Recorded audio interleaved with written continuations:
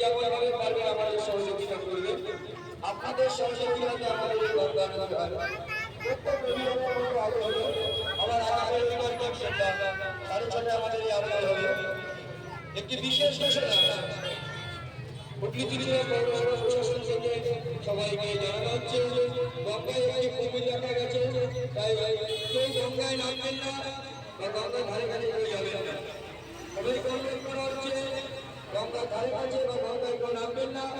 গঙ্গায় একটা কুমির দেখা গেছে, প্রশাসন থেকে সবাইকে বারণ করা হচ্ছে, সবাইকে জানানো হচ্ছে আপনারা কেউ গঙ্গায় যাবেন না।